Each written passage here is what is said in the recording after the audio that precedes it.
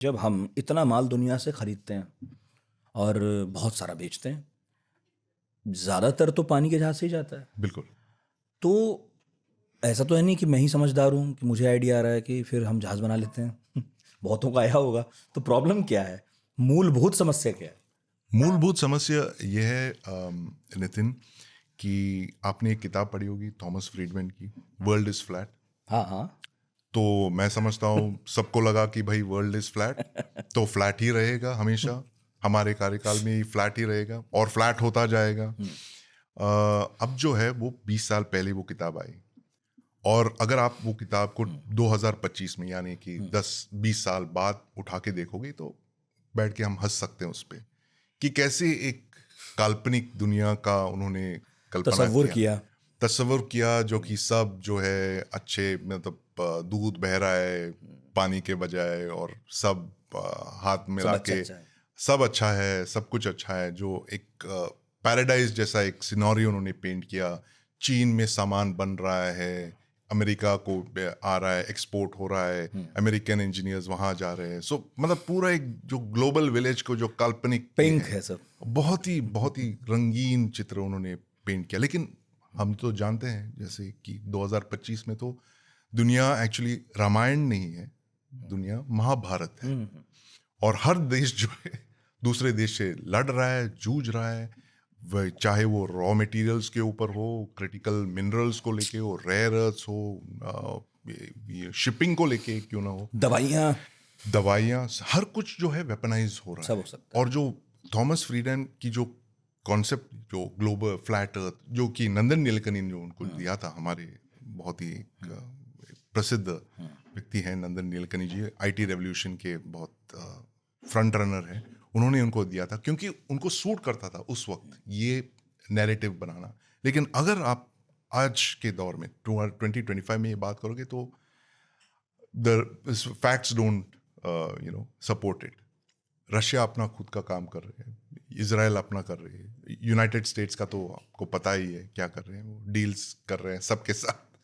Weaponise कर दिया उन्होंने ट्रेड को। और इस डर के माहौल में जैसे हमारे जो जैसे डेवलप्ड कंट्रीज, जो डेवलपिंग कंट्रीज जो हैं, जो कि चाहते हैं कि देखिए हमें 2047 तक एक डेवलप्ड नेशन स्टेटस तक पहुंचना है, हमारे पॉपुलेशन को हमें लिफ्ट करना है आउट ऑफ पॉवर्टी, तो हमारे चॉइसेस तो बहुत छोटे हो गए ना। Then you have to figure out कि boss I can not be held hostage.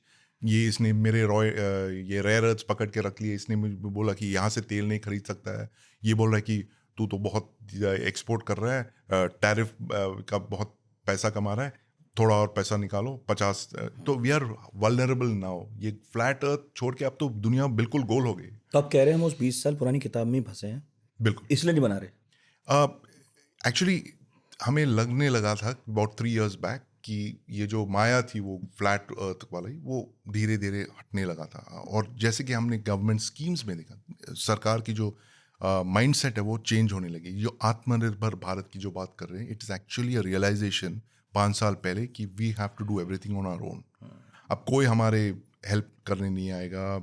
People will not give you raw material, they won't give you medicine, they won't give you, certainly not give you defence equipment. इसीलिए जो critical requirement जो है to make your own defence equipment.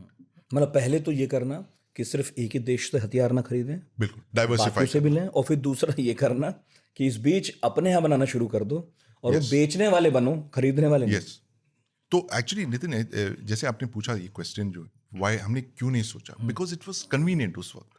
और हमारी जो, अगर आप worship, आप शिप बिल्डिंग के दो पहलू हैं, एक तो है military ship building, worship building, और दूसरे जो है merchant ship building, commercial. Commercial building. ये हमने बहुत ज़्यादा फोकस वॉरशिप बिल्डिंग पे दिया, क्योंकि दैट इज ऑफ कोर्स, आपको आत्मनिर्भर बनना है, there is no other option.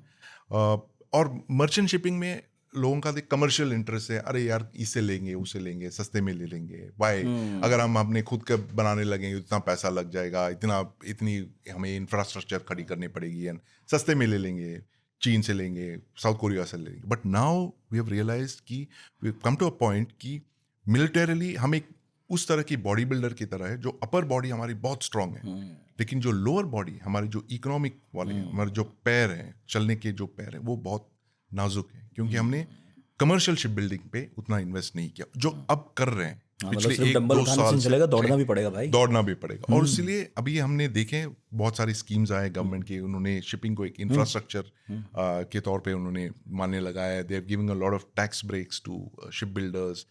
We are trying to revive जो हमें बहुत पहले करना चाहिए था। सही है।